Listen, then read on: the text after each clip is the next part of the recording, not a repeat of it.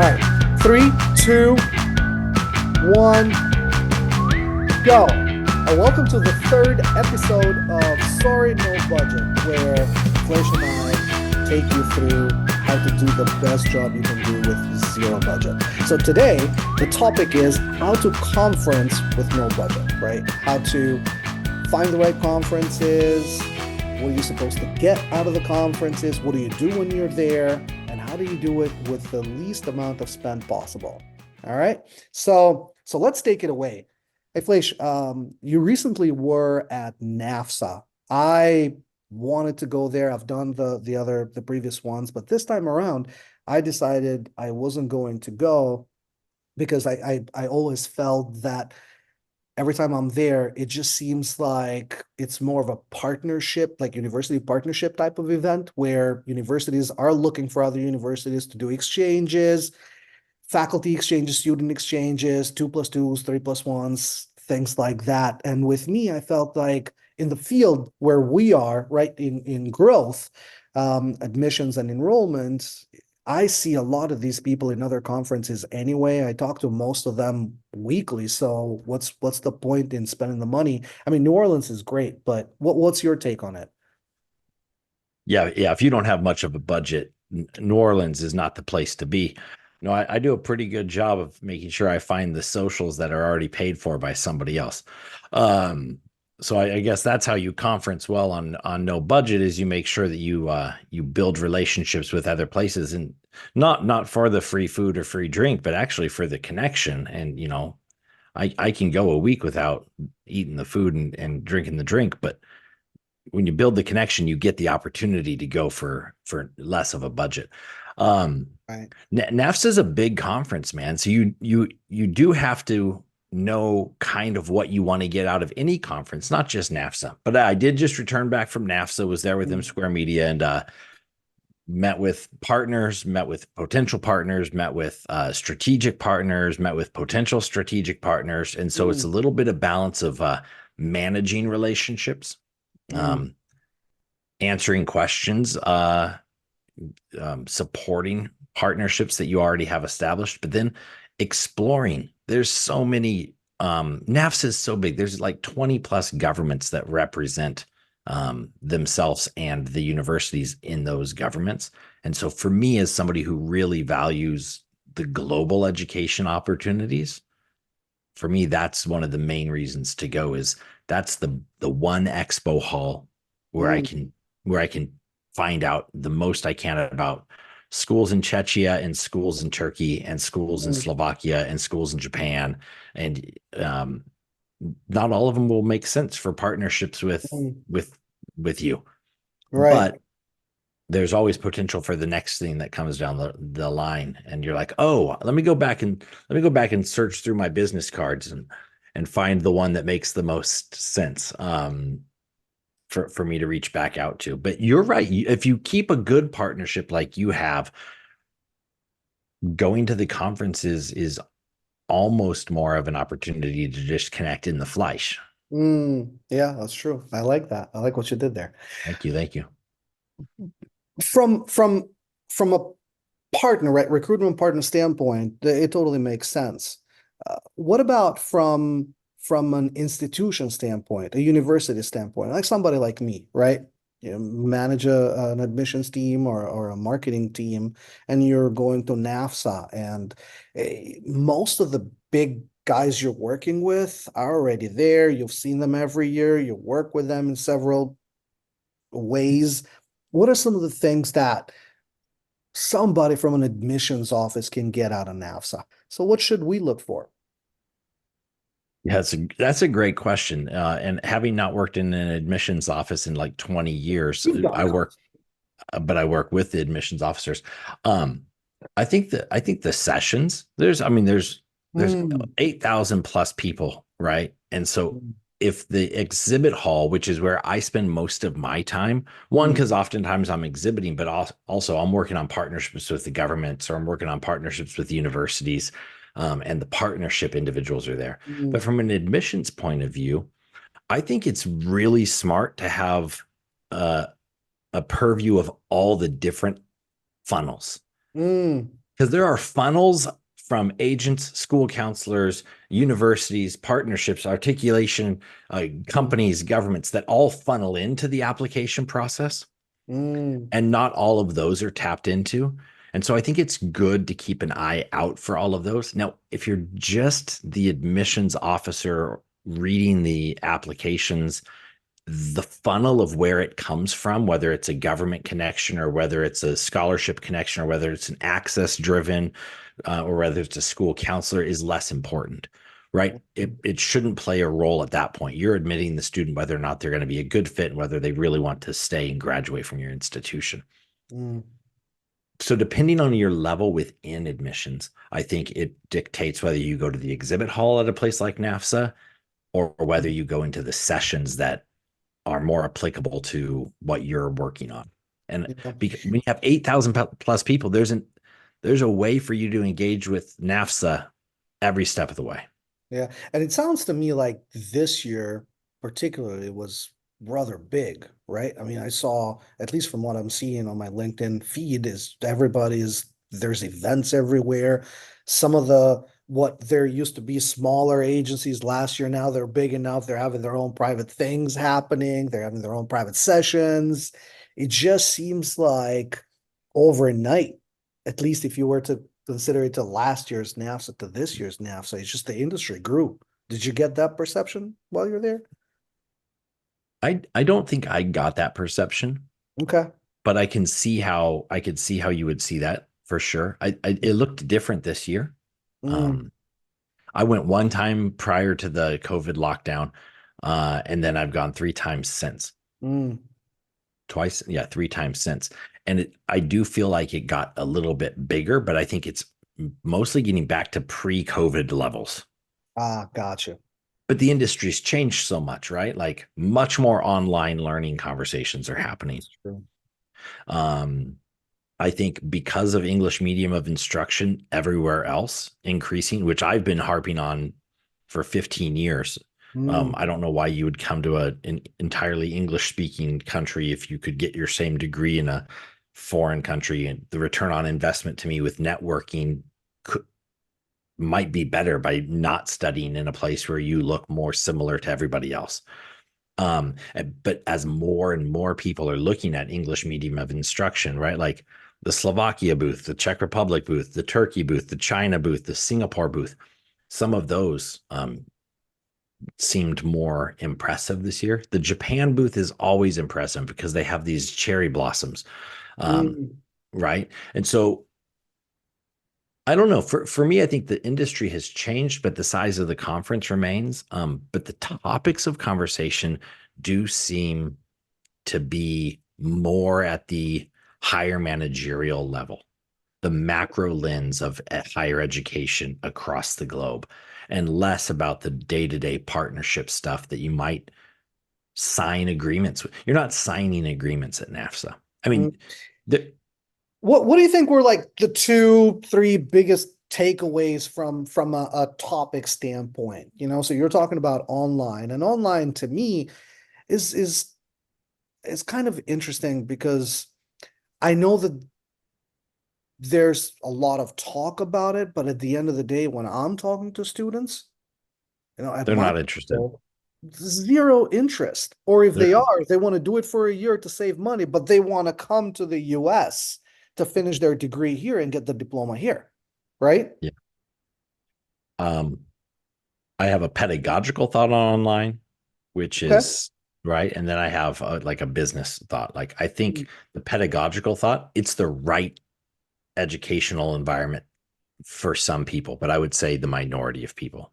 I do not believe that online is the best way. If you're going to do mm, just straight online, yeah, you probably don't need to pay anybody anything because you can just go on YouTube and learn everything you want to learn gotcha. and then prove it to somebody else. Or there's other means in which to go to certify that in some level. Because Gotcha. if you want to do online, unless you have the fortitude to stick with the schedule, you're not going to enjoy the online experience Yeah, anyway. And makes most sense. people, Makes sense. I believe, as in the Fleisch, I believe most people want human experiences that are physical. And so for me, pedagogically, it's the right thing for some people, but I don't know from a business point of view that Mm, the amount of investment you have to do by getting the marketing just right, by getting the platform just right, by getting the consistency and the scalability of up keeping it up to date just mm. right seems like a really rough, risky move. Coursera is in that world, Khan Academy's in that world, Q Academy's in that world. There's a bunch of them that are in this world doing it.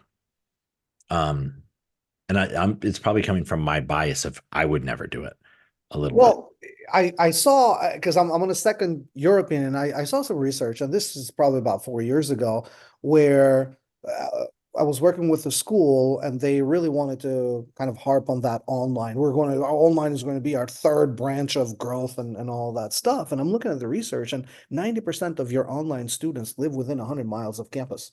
So what that tells you is that the Mm, students, the online students that will come to your university, I'm not talking about a brand name university like Harvard, MIT, Stanford. I'm talking about the average university on the average town, right?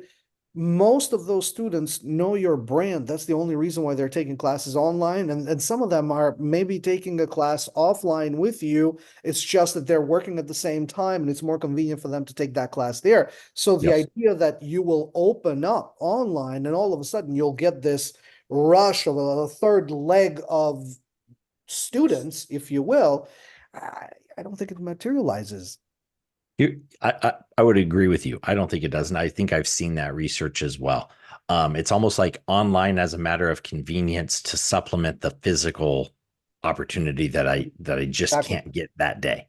Exactly. Um, However, I do think the second bit, when you ask, like, what are the major themes? The second major theme that has been consistent over the last 2 years of conferencing that I've been to does maybe allow for online to be a stopgap. And that is all the visa stuff. The visa stuff in the United States. So many rejections, never knowing if you're going to get in or not. And the capping in Canada, Australia, and the UK, the adjustments that are being made by the big four, as I call them, the big four countries of English, Mm, um, those changes have made it less certain, less easy to predict your success rate of being able to attend when you want to attend. mm, There are, I think, now avenues where you can do and supplement with an online prior to arrival that might be palatable because it's seen as short term with a guarantee at the end. However, mm, the guarantee at the end still doesn't bypass and get you past the visa.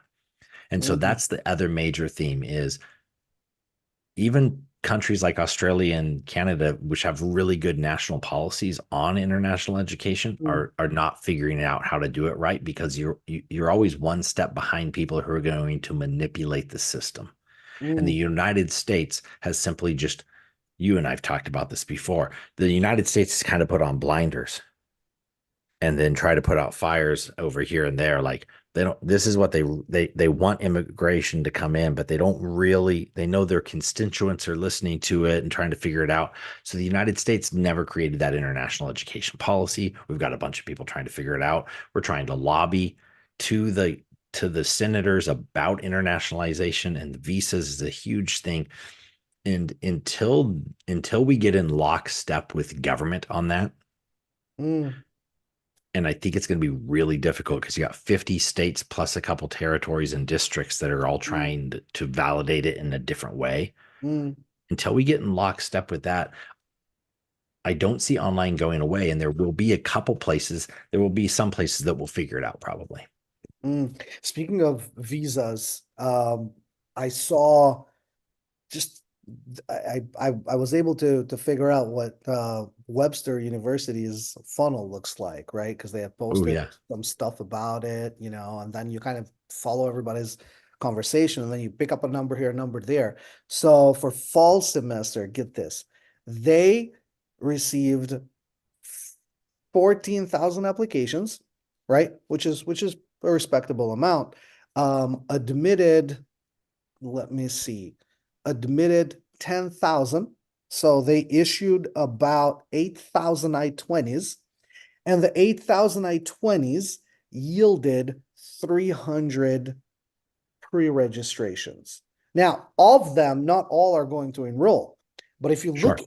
if you look at that percentage, they're talking about 2%, like 2.14% or something like that in terms of pre-registration yield, right? Total applications that you get, visas that you issue. I Yeah. mean, they issue 8,000 I-20s, you get I-20s. only 300 visas for a relatively well-known university. I'm not even talking about Potomacs of this world. I'm talking Yeah. about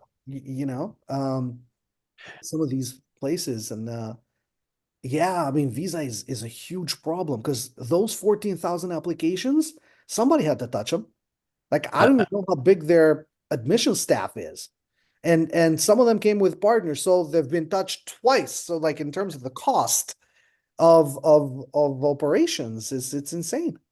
Yeah, well, they might have been touched by two or by more than three, even, right? Because you Sure. get your initial contract or initial point of Oh, that's contact who true. passes it on to another point of contact, and That's they're the true. one who actually has the relationship with Webster. Um, Webster, I would wonder on that 300. Webster has, for as long as I've been doing school counseling and college counseling and partnerships, Webster has what I think is a more sustainable model, at least that I like, which is having multiple campuses around the world. That's So if true. you're not getting those visas, I'm guessing those 14,000 down to 8,000 down to 300 are US bound. But Correct.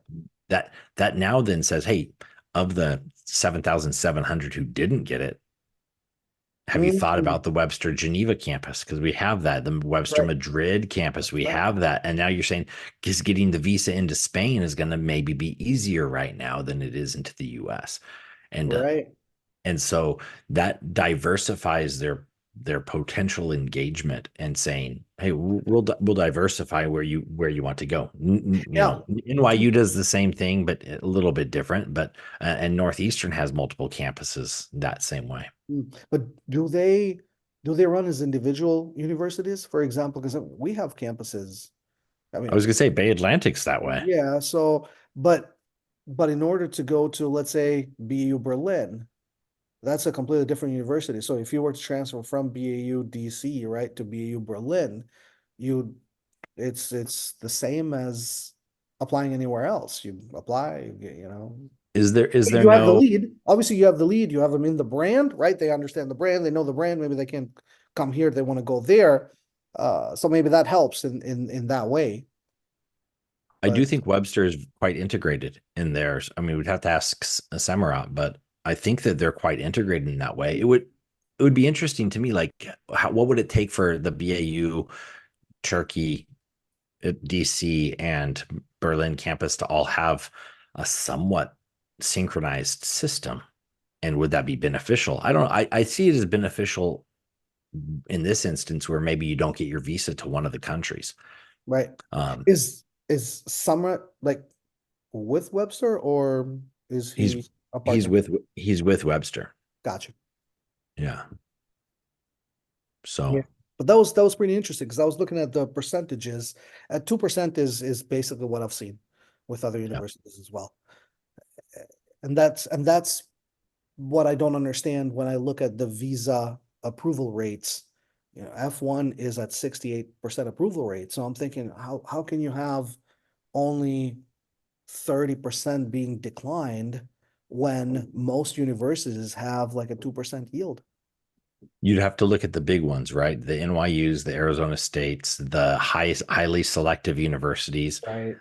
What they're doing, the highly selective universities, oftentimes they have aid to give, but oftentimes the people who are the students who are going to the highly selectives or the really large, more expensive US universities have the funds to do it, which means Mm, their visa approval rates are much higher.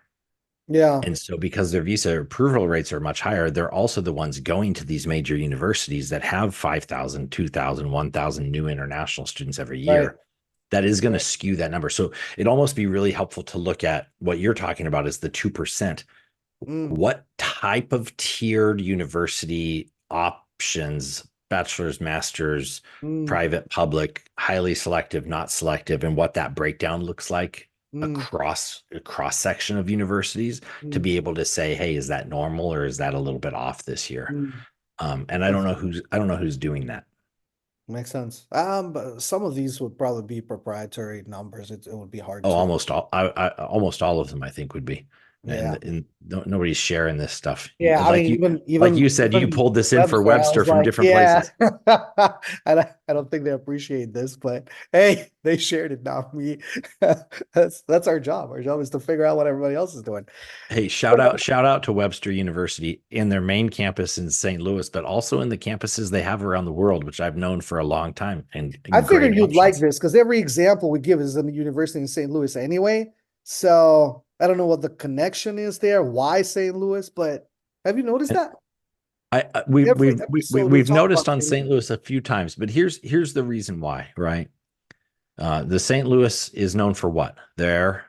Beer. Their beer Budweiser, right? That travels around the world. Uh, the arch, right? You have the big arch. I don't know if you ever seen the St. Louis Arch. Um, I've been- I will tell you a story over drinks, not here, but oh, yeah. it sounds good. I'm looking forward to that one. An elevator story in the arch. Oh God, But yeah, also, St. Louis, the Lewis and Clark, that's the true. museum is right there, and I think St. Louis is a place full of exploration. It's got that feel to it. It's kind of at a crossroads, right there, and so maybe that's why it's central to the U.S. It's got good barbecues. It's I got I good hope music. I hope that the demographics is changing because as of I don't know, When 10 you were years there ago, I last, was doing some research on it, and 10 years ago, it was a dying city because basically for every two new restaurants that were opening, five were closing down, which kind of tells you what the trends are, right? so you know what we need there, in accordance with our theme today. We need to do more conferencing in St. Louis to build So that city up. yeah, I don't know what the conferencing space is there, but one thing about St. Louis is it's extremely international. It's extremely international, which is awesome. Yeah. All right, What so going back to NAFSA, right? So we were talking about the themes, the three main themes there. So one was international students, and we kind of digressed a little bit to where the pain is Sure. visas, Yeah. specific for international education. What are the other two? Well, I think the visas bit, what we talked about a little bit online, the potential there, the Right? partnerships, I think the government connection to NAFSA, but also NAFSA is one of 16 conferences. Mm, There's API, there's EAIE, there's IESEA, the one in South Africa, there's a right. Korean, there's 16 overall. And I think recognizing that they all work together to try to figure out how as conferences they can support globalization and the future of education in that way. Um, I think the government engagement is so important, right? Yeah, Because at the end of the day, it's not just government funding, because Japan wants more Japanese students to go abroad and then come back. They also want more right. Americans to come to Japan so that we can have a cultural engagement that is mutually beneficial to the countries and the citizens who engage in these cultural differences. So I think Right. that's, for me, the cultural integration and the skills developed through cultural interaction. And I think that's another part of NAFSA that you sense. Mm. And if you were somebody like me, an institution, representing an institution, zero budget, there's a lot of conferences out there.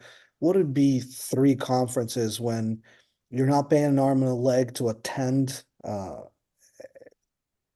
would be three good ones?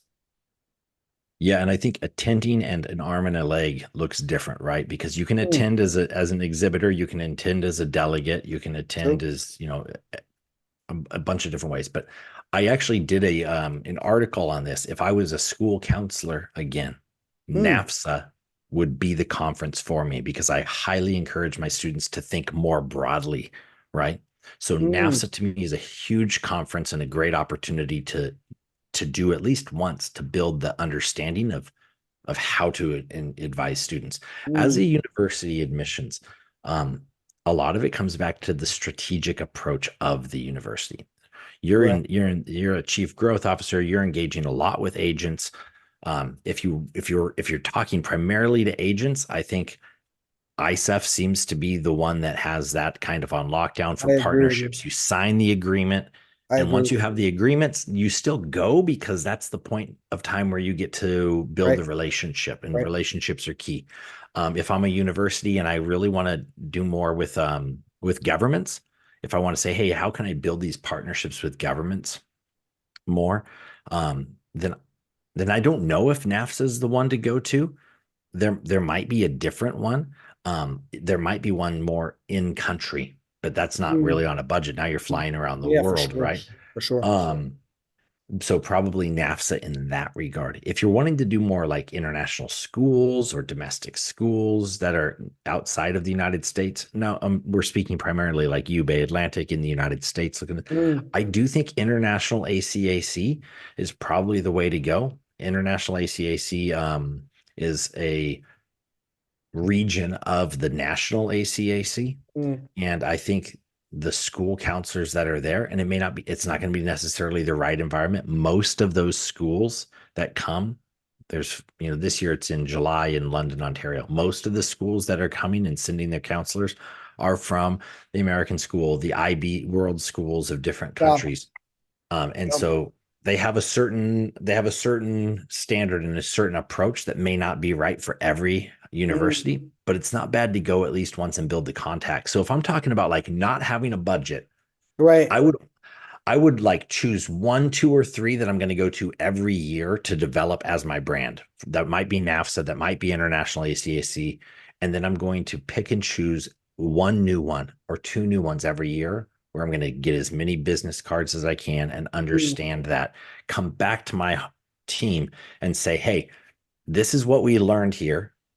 Spend the next 6 months in investigating these activities and see how they align with our strategy, mm. right? I Yeah, I would add also ARC to that one for if you are in Yes. growth, right? If you are in the growth area, if you are in admissions, and then you're looking for partnerships, because now I also see ARC again. You're right. ICEF is the bigger brand kind of internationally, but Yep. I also see a lot of agents now looking for that AIRC approval and accreditation. So Yeah, that would be a AirC, good one I as would well. agree. AirC this December in Bellevue, Washington, I think is going to be huge Mm, because its proximity to Vancouver. People want to be in Seattle. December's not mm, the best time to be in Seattle, right, but AirC's rebranded their name. So more agents are looking for the AirC certification.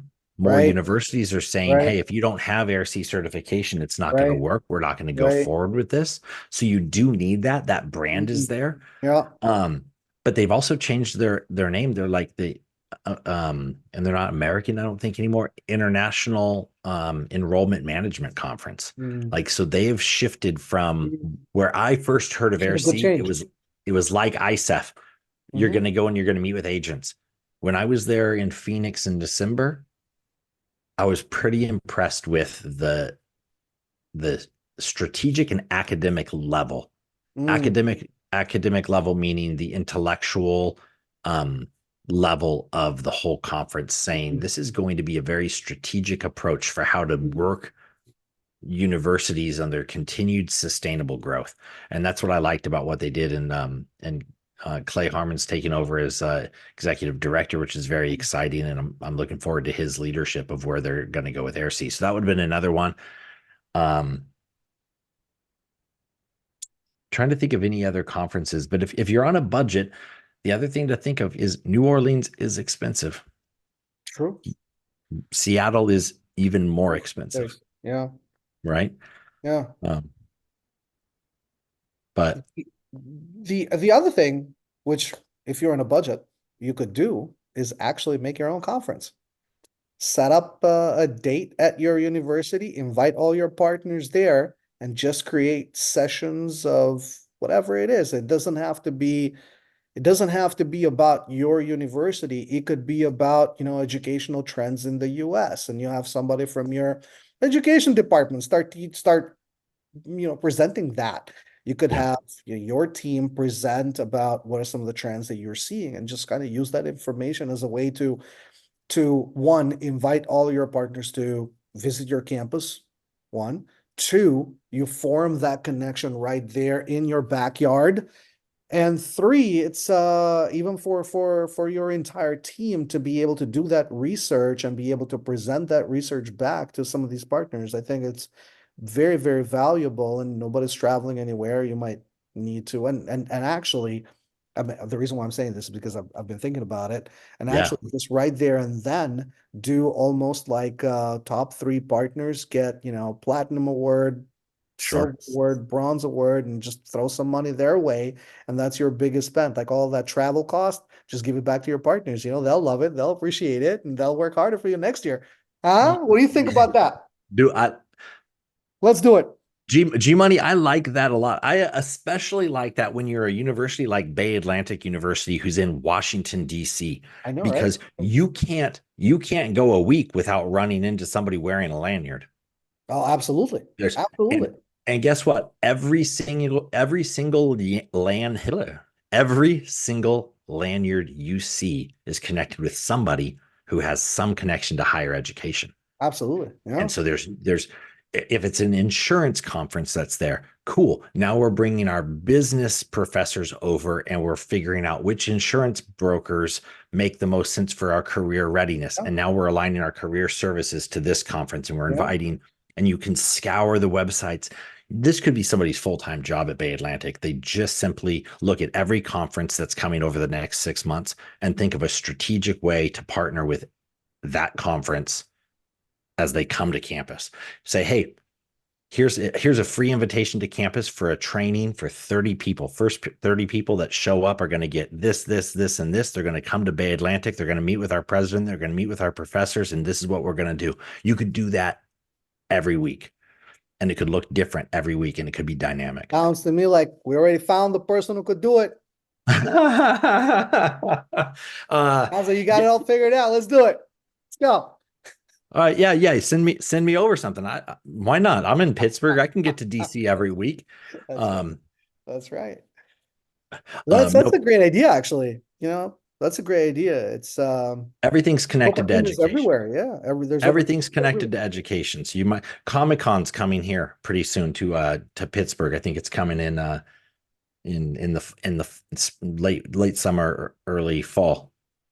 There's absolutely no reason if I'm Carnegie Mellon University or if I'm University of Pittsburgh or Point Park University or if I'm Chatham University that I'm not reaching out to Comic-Con and saying we're going to have a free 8 hour workshop with one of our top professors in graphic design who's going to, by the end, everybody's going to walk away with a 2-page pamphlet on their own comic strip. I mean, that's just the top of my head. There's another one coming that I don't know. Yeah, I mean, I was just thinking of when you said Comic Con, the only thing that came to my mind is just people dressed like Zelda walking around the streets. But Yeah, again, I mean, you could do something different. You could do theater instead. You could do but I a think you're photo right. shoot. I think you're right because I mean, there's obviously the convention center here does a lot of stuff like that. And I think you're right. I think this idea of just, hey, graphic design, right? Computer design, game design, come see how a game is made. Yep.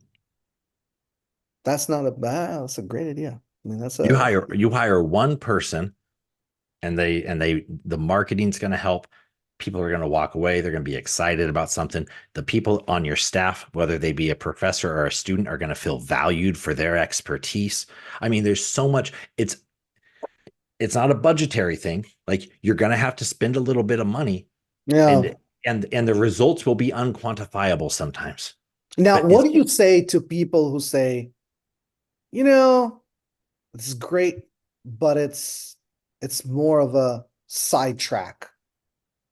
Instead of focusing on our bread and butter, now we're trying to get these one-offs with hey, Insurance that for bread and butter days. turns up 2% sometimes. Your bread and butter turns up 2%. It might be that what I've just said produces less than 2% of yield. But it's constant. That's why I It's said there. it's It's there. unquantifiable. However, the quantifiable is you can survey every single person as they leave. You can give a small stipend to your staff. Does that keep them retained longer? How much Right. does it cost to hire a new professor in 3 years who won't leave because of events like this and ingenuity like this where they feel connected? Mm, You can't mm, quantify all of this. You mm. can quantify it, but you can't have great confidence in what Yeah. you've quantified. That's my feeling about like that. So I hadn't thought about this until you Yeah. said, what about bringing people to your campus instead of Right. going to conferences? Right. I think it's great. High touch, Yeah. powerful. Yeah. Yeah. Would would you recommend that people spend 3 days in a conference or just basically go in, walk it, and walk out? That's a really great question. And I think conferences have done a nice job of price pointing the 1 day pass so close to the full 3 day pass. Oh, I didn't think about that. You're so right about that. I think they've done a nice job of doing that. So it's like if I'm gonna come for 1 day, I might make a connection and I'm like, oh, I need to come back another day. Mm, Right. All right. Or I had no idea and I should come back another day. So until you are, it's really tough because I'm networked enough now at the conferences I go to that I think I could get by with a 1 day pass. right. However, Right. I'm emotionally so invested because it's my passion in my life that I don't want to do just a 1 day pass, even if my Yeah, budget you're says meeting I'd all rather your do a 1 day friends pass. there. Yeah. There's all these events that are not necessarily kind of like hard sales. They're more of a social events, and you're forming that network, that connection. One Yeah. of one of my colleagues at M Square Media, Karen Ludwig, former member of Parliament in Canada, she met with the Prime Minister Jean Chertien. I can't remember how to say his last name. It's French, and I'm not great there. And this is the advice that he gave. I love it. I wrote it down so much. Jean Chrétien. Jean Chertien, Okay. Jean the Chrétien. former Prime Minister of Canada, said, Wow. "Be there, be seen, and show you care." Yeah. And That's I think for me, that's kind of the conference. Like, be yeah. there, team, show you care. It's not about the business that gets Mm, finalized. mm. Those details are important. And sometimes you might sign a contract at one of these places, but a contract's only as good as the follow through, That's true. Absolutely. I've seen that so many times. right? So what conference have you been to that you say if I could only go to one conference and I went to that conference every year, which one would it be? I'm gonna butcher the name of it, and it was just something that I probably got more out of it than I've ever gotten at any conference I've ever been. It's the Conference on International Education that happens every year here in DC at the Mayflower Hotel. Hmm. This apparently it's been going on for 10 years. It's small. It's very small. I want to say it's the type of conference where they have the ballroom of the Mayflower Hotel Hmm. with the tables, and you sit there. It's 2 days, and you sit there for about 8 hours, and they serve, kind of breakfast and stuff. And then there's just presentations, presentations, presentations. So you're kind of sitting there watching these presentations happen. But all of the embassies were there. Some of the main Hmm. ones were presenting about their education in their country. So like Brazil, Argentina, obviously China was there. The Chinese ambassador invited all the schools that were attending to the Chinese embassy for like a dinner event, which was Oh, nice. fantastic. Yeah, and then you have all these kind of embassies and some small kind of agencies that focus on different countries. So, for example, Hmm. and one of the people that presented was, and I forget his title right now, but he was the person who's in charge of all the consular offices for the Mm. visa section for education in at the State Department. So he's like the boss of everybody who hands out all of these education Wow. visas, right? So he was talking about the trends. He was talking about what the Department of the State Department is doing in various countries. What are the trends? What are the growth and things like that? But you're there. He's talking to you. He's got a session where you ask questions, and one of the questions that I had for him was, and I felt I'm not sure if he was caught by surprise, or I'm not sure if he just didn't want to touch it and didn't want to talk Sure, about sure. it, right? But my question to him, as a small university, right? Unbranded, or nobody knows the brand as much as, for example, say the big ones, the Northeasterns of the world, the MITs, the whatever. Do I get the same treatment at the interview as some of these named universities, right?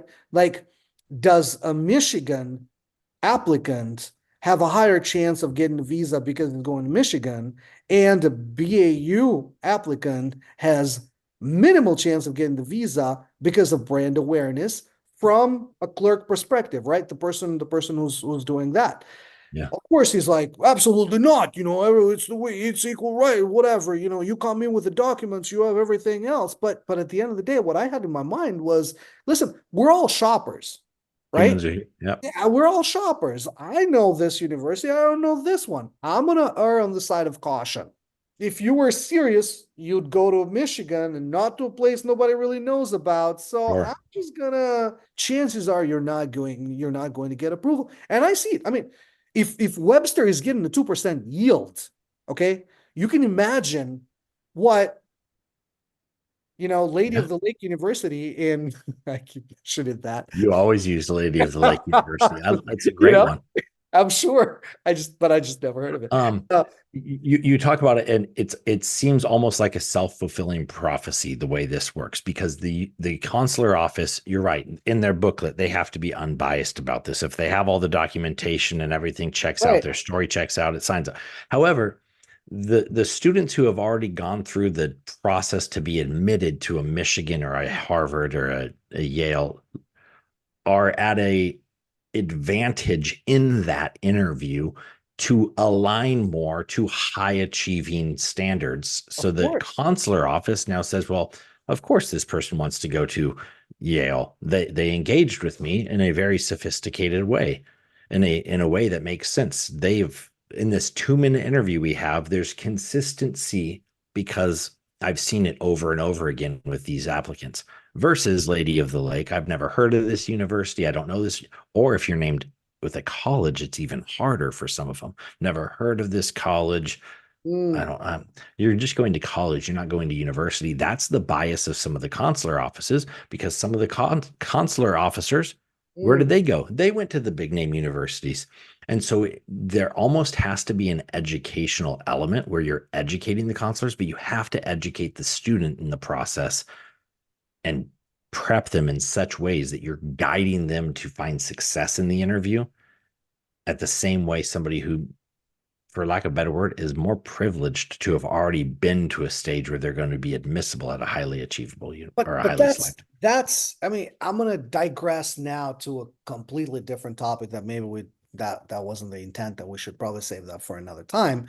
But I'm gonna start by saying the whole purpose, at least the way I see it, of higher education is to take people that I feel that wouldn't had not really had the chance to be great and make them great, right?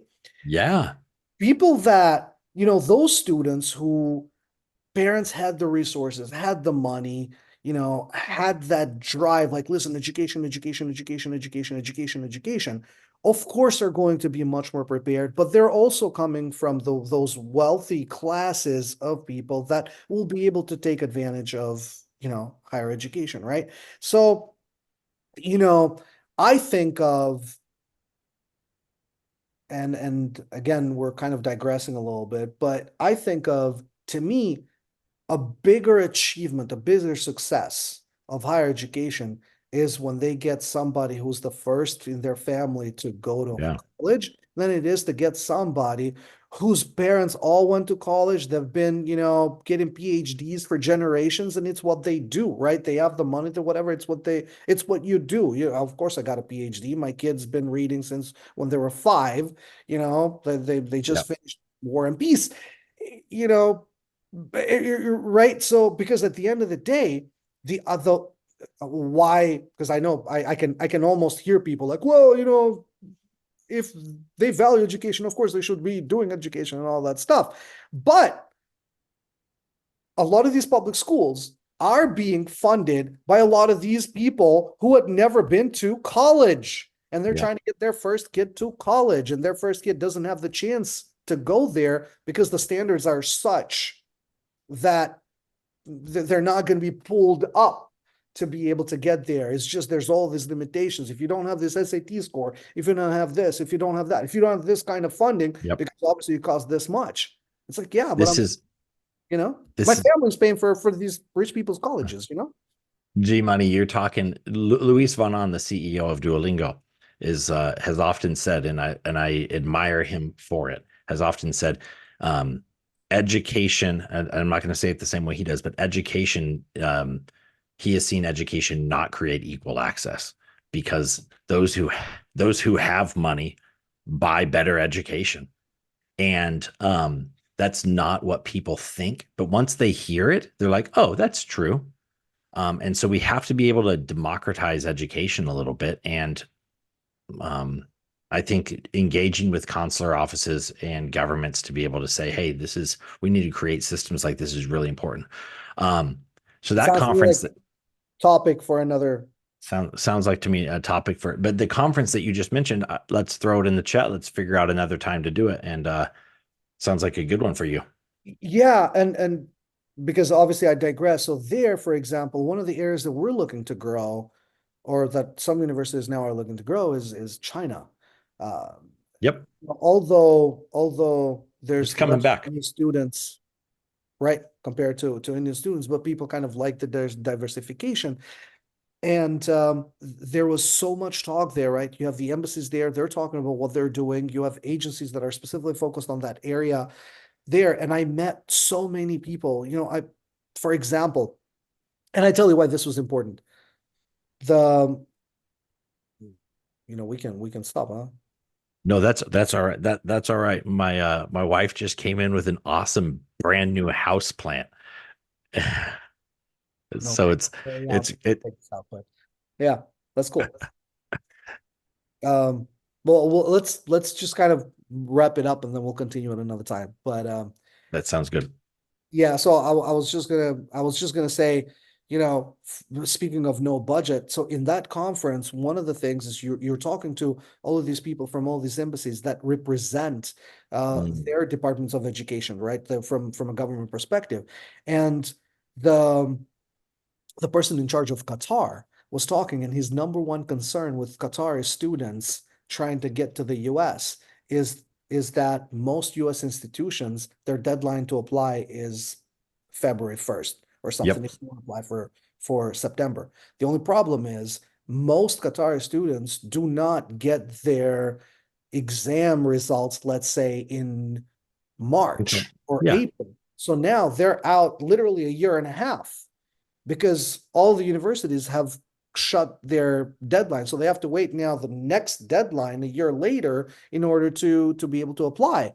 So I'm like, you're there, right? I'm like, listen, I reached out to that guy after he was done with the presentation. And I said, listen, this is who we are, this is our accreditation, this and that, blah, blah, blah. We'll accommodate your students. Yeah. Let's talk about what we can do to, it's unfair for them to be spending a year and a half sitting at home where they don't have to wait, and we can Uh, accommodate it. But that's something that you can especially only do with as these types of conferences. yeah.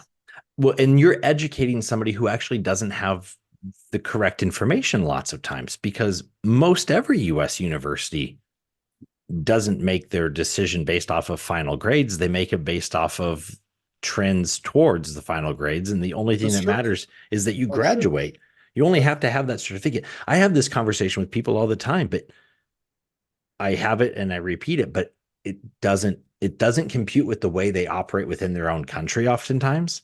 And so it doesn't seem to be the way that it should operate in other countries. And then there are certain individuals in the US who are like, yeah, we'll have to wait. You'll have to wait for a year and a half. But Mm, they only have to wait for a year and a half because they're not saying the same word. mm. They say my final exam complete, and we're saying predicted grades, and we're saying conditional offer, and we're saying provisional offer, and we're saying Right, right. But we're it's the we're, same we're thing. saying the same thing, but we're not actually communicating. And Mm, you email and Zoom. Sometimes it's just like a hand on the elbow saying, "No, we got you. We'll yeah, accommodate your students." yeah. And that happens at conferences. You build trust at conferences. That's right. You when you're there and you're seen and you show that you care, you build trust, and then we can say, oh, there's a next step here for us. That's why I like Absolutely. conferences. And Absolutely. yeah, you may not have a budget, right? You may not eat very well that week. You and that's okay. And staying a little bit further away. I'll tell you one of my tips for conferences, and then I'm done. I'm Yeah. done. Um, and and I've done it both ways. I like to stay about a 20-minute walk away from the conference center. And that gives me a 20-minute walk in and a 20-minute walk out where I can decompress and think about everything that I want to do and decompress and think about everything that I experienced. Hmm. And It's probably oftentimes, cheaper too. Yeah. oftentimes it's cheaper. Yeah. Yep. And on the food side, there's no better thing than street food. And it's cheaper too. Oh, And it's street the food's the way best, to go. right? A conference bagel and a coffee is not so bad for a meal. That's true. That's true. All right. Well, All right. we're going to just call it a day. And I think we know what the topic is for the next one. Or what How to how to always a democratize pleasure to education. talk to you, Sam. Always, Jimmy. Let's get ready for the next one. All right. All right.